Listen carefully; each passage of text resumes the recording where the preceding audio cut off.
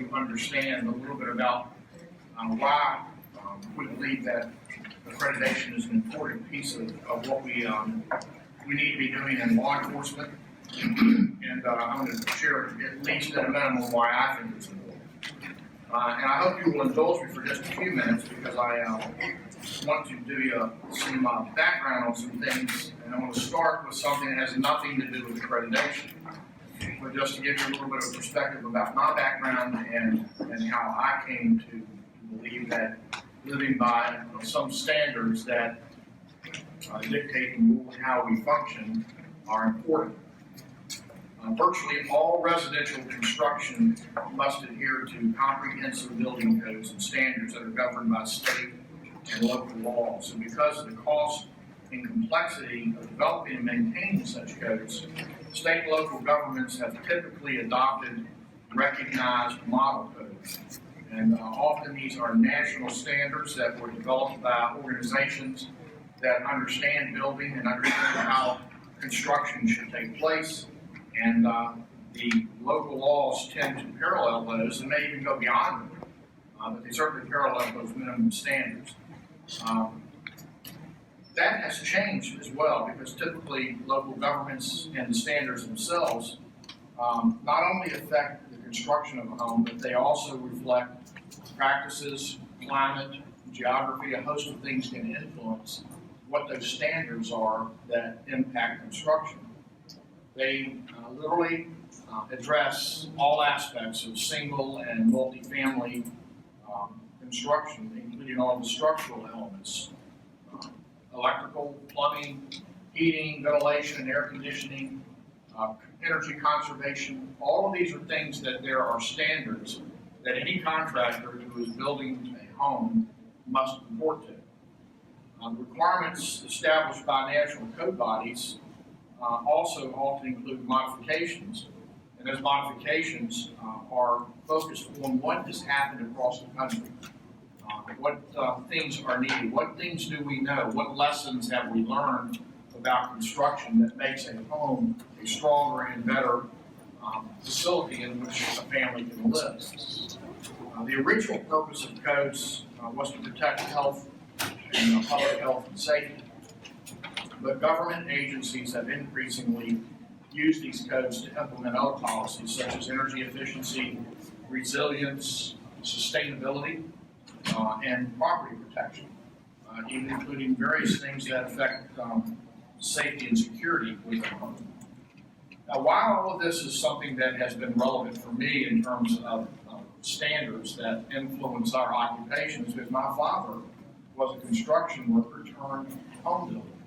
And he had a very successful home building business, retired in his late 50s because of the success that he experienced in that home building business.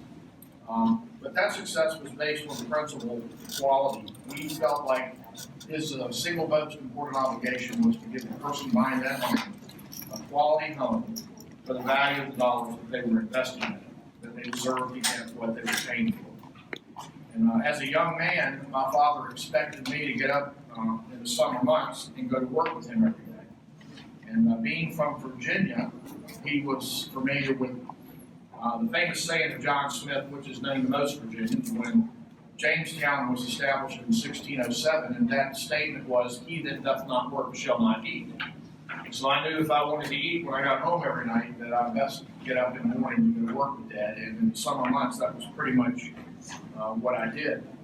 My job primarily was to do the manual labor, toting cement in buckets and bringing it in the house for various tasks and jobs that had to be done, bringing in nails and wood and so on.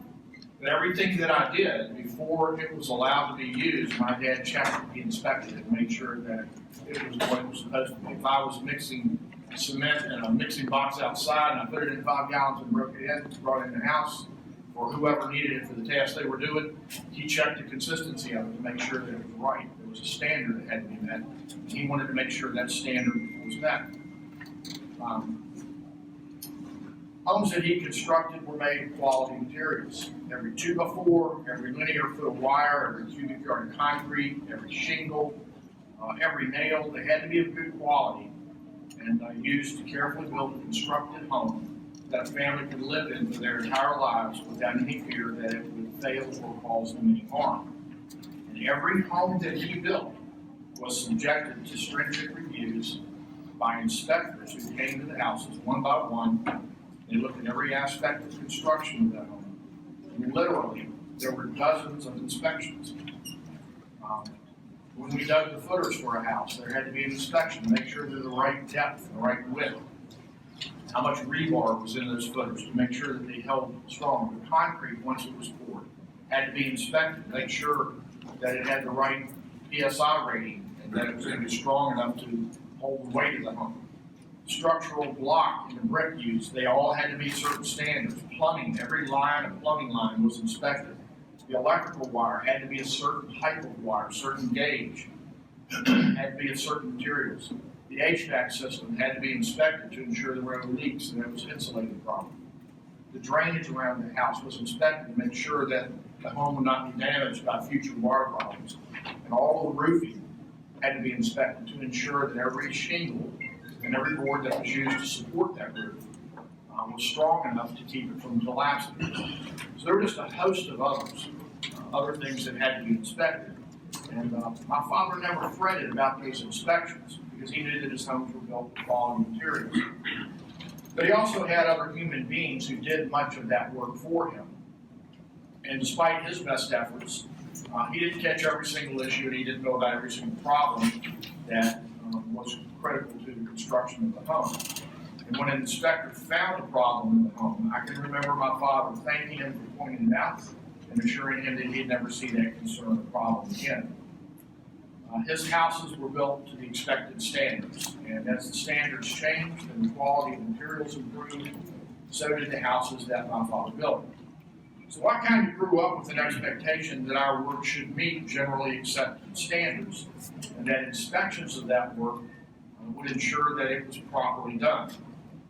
And I would also ensure that it would improve over time.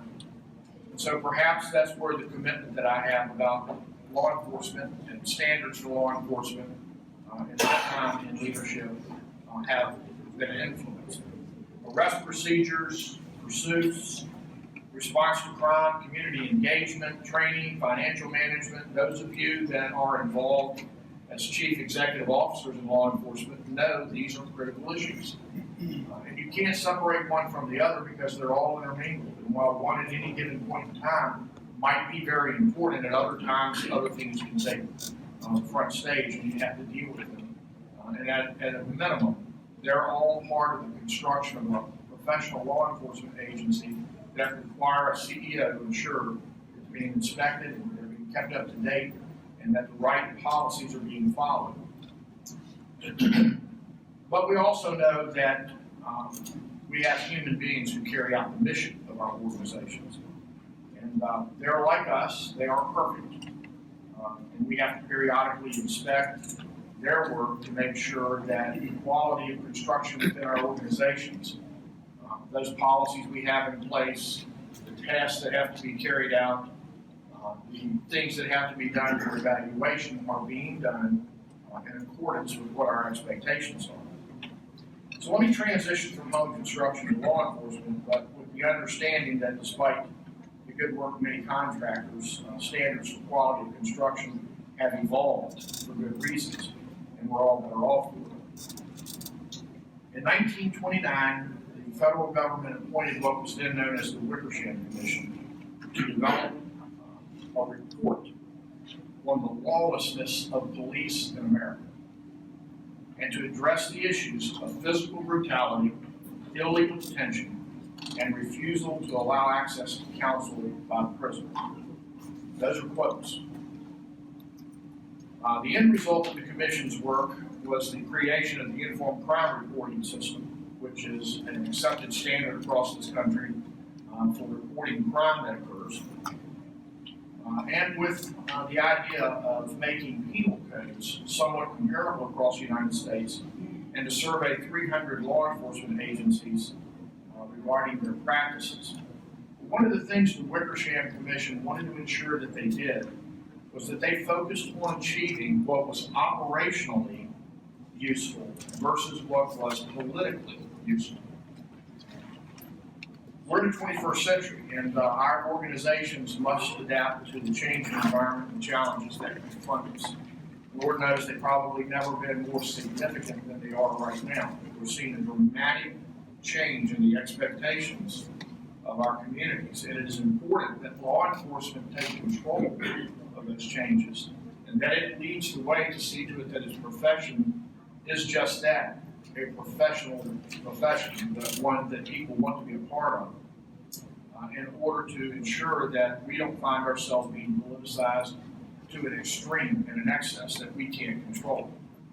The historical theory of policing denies too much of the real nature of police work. It promulgates unsustainable myths about the nature and the quality of police supervision, and it creates too much cynicism in officers who are attempting to be creative in problem solving. The old theory's assumptions about workers just don't apply anymore, and the old philosophies of police leadership faltered on their own terms in the late 1900s, and that's what resulted in the Accreditation Commission.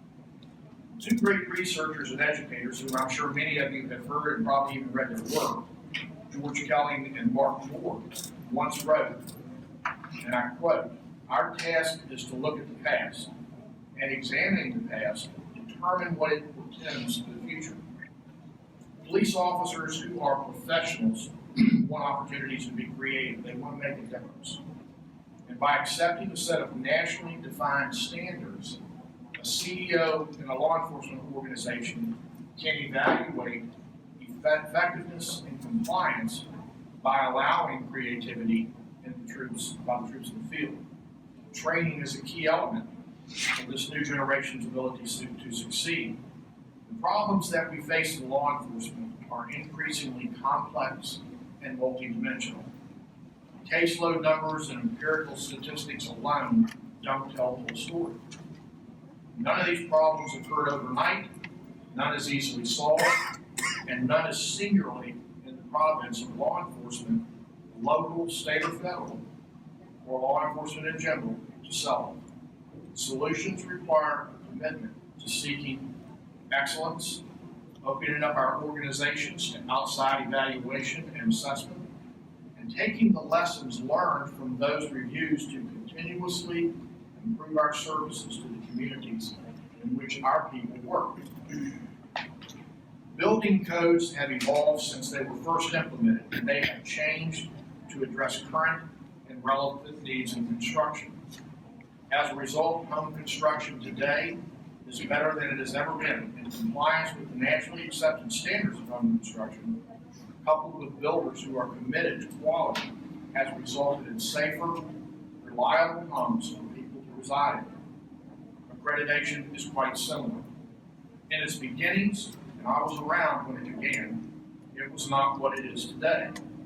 I can remember hosts of standards that were sort of thrown together in an evolving effort to try to bring a set of national standards to law enforcement.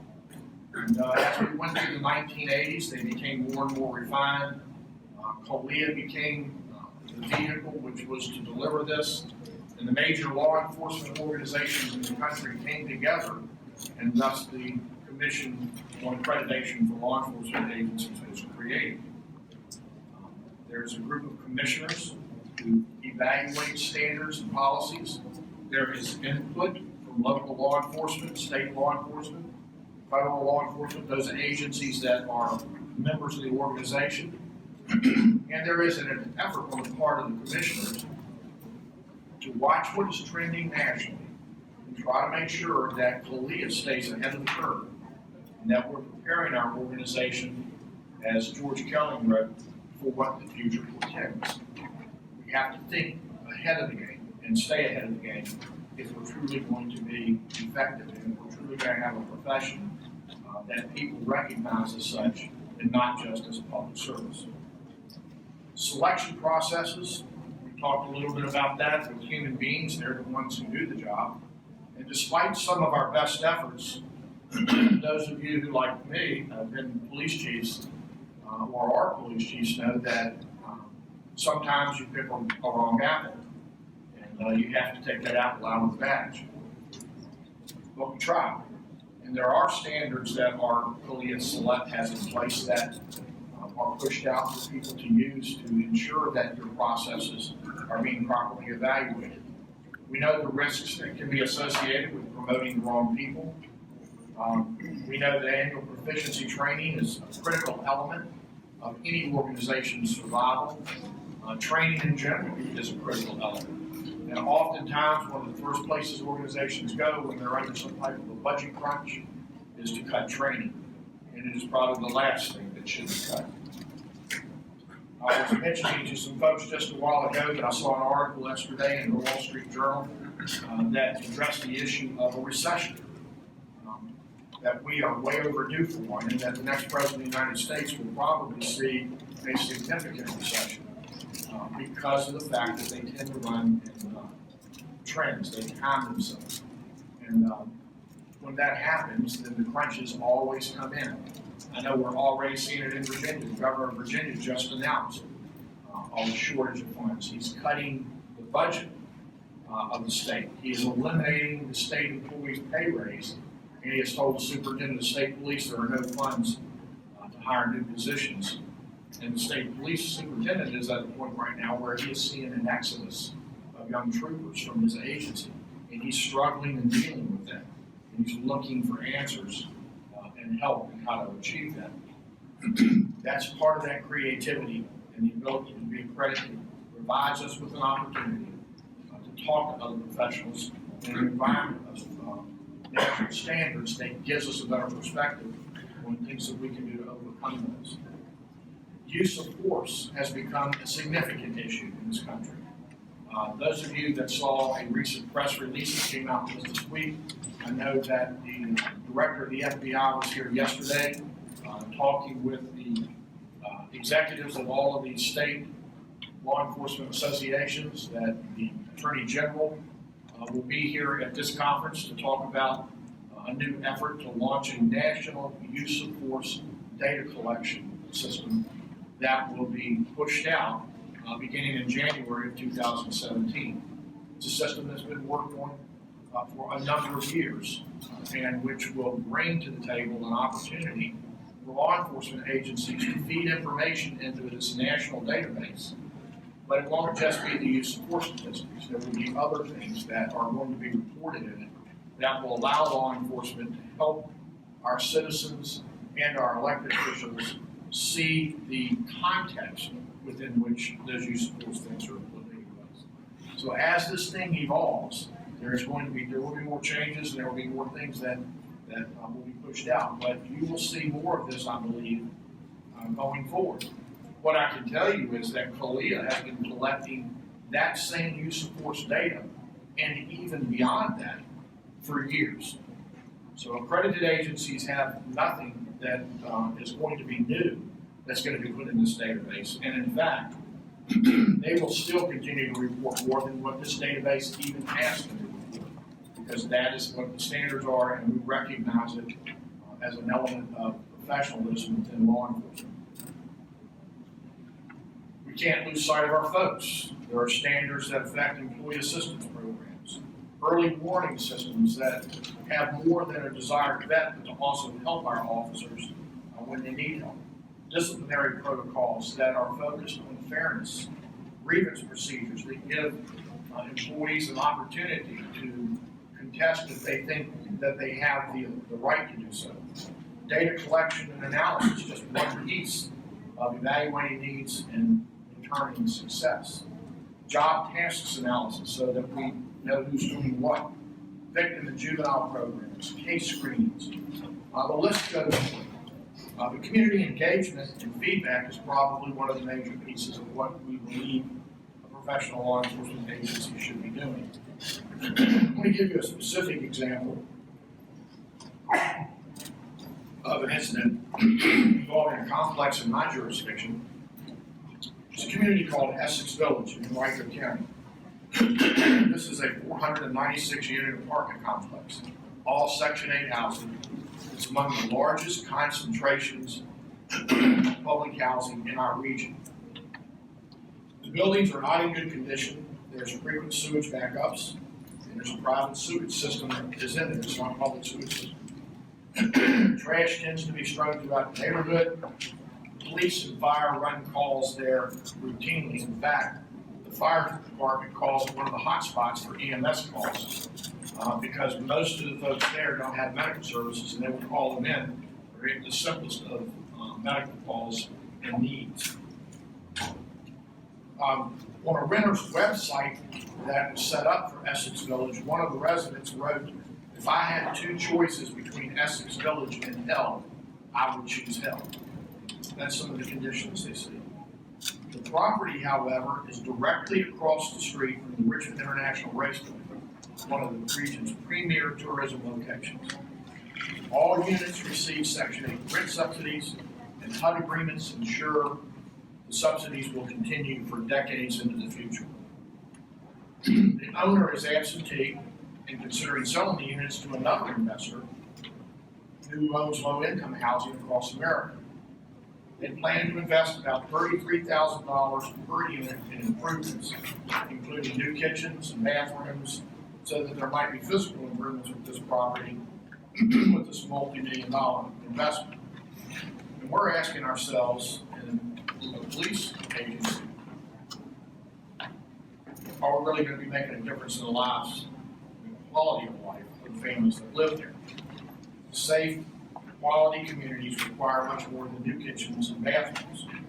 So the Henrico Police Division has engaged this community. They've been working diligently to make a difference in the lives of the people who live there. They've assembled multidisciplinary teams to focus on the issues in the community, from debris and trash pickup to programs for kids and youth. I don't have a crystal ball, but I do know that we have to have an all-hands effort if we're going to make a little bit of difference in this incredibly complex situation. The police division has relied on what it has learned as an accredited law enforcement agency and benefited from the knowledge that it has gained from other accredited law enforcement agencies to work towards improving the relationship with that community and the quality of life for its residents.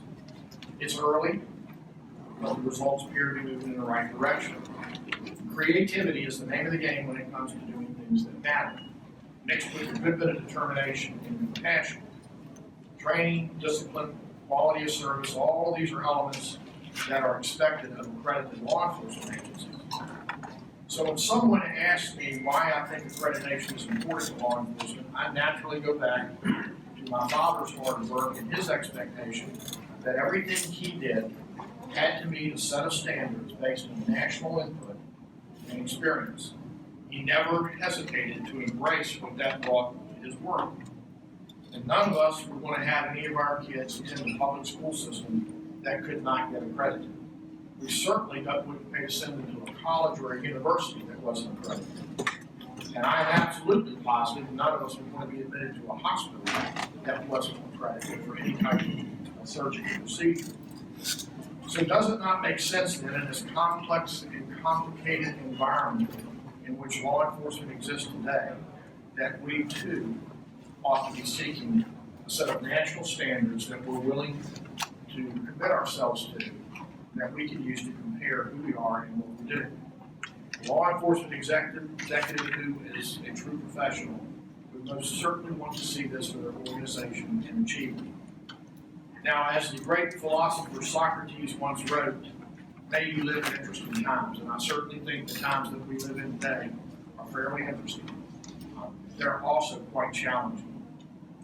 It's time to embrace the concept of national standards that we can use to serve, and bring an unprecedented level of professionalism to law enforcement.